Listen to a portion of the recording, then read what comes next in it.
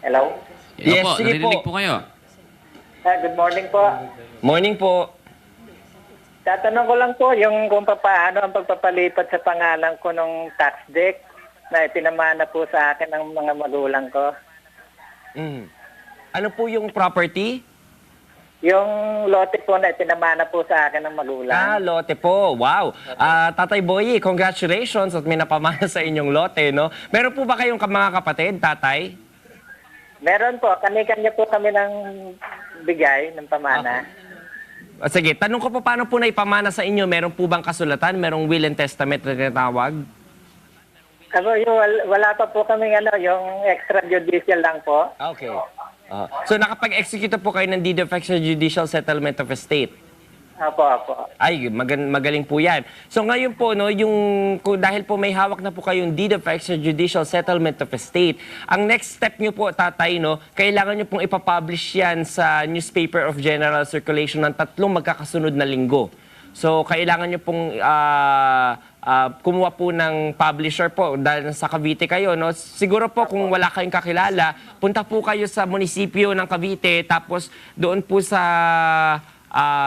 Treasurer's Office o kaya naman po sa Register of Deeds, meron po silang mga listahan ng mga publisher po doon na kung saan nyo po pwede ipapublish yan.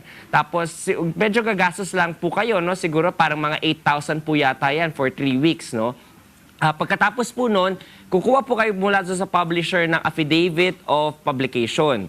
Pagkatapos niyo po kumuha ng affidavit of publication, pupunta naman po kayo sa Bureau of Internal Revenue sa BIR para isettle naman po yung estate taxes. So medyo kakailanganin niyo rin po ng tulong dyan para computein kung magkano po ba yung estate taxes na dyan po sa lupain na yan. Siyempre hindi lang po yung lupain na yan, lahat po ng ari-arian nung namatay ninyong tatay. Kailangan pong i-collate po yan, tapos doon po kumpitin ng BIR kung magkano. Pagkatapos po, yung mga resibo po na kunwari, kung saan po na ospital yung tatay ninyo, at saka po yung funeral expenses din po, kailangan nyo po i-attach yun para ma-minus po yun sa babayaran yung estate taxes. At pag nabayaran nyo na po estate taxes, mag-i-issue po ang BIR ng Certificate Authorizing Registration.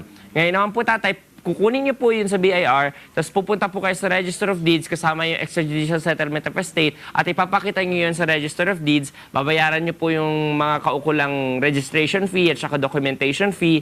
Pagkatapos po nun, ipapalipat na po sa pangalan ninyo yung mga titulo po na kunwari po yung titulo nandyan sa Cavite, dyan nyo po papakita sa Register of Deeds ng Cavite yung mga dokumento yun. Kung nasa ibang panig po ng bansa, kailangan nyo po pumunta sa Register of Deeds kung nasan po yung lupain na yon para ipakita naman po yun at doon po nila ipapalipat sa pangalan kung sino pong kapatid na kapagmana ng lupain na yon.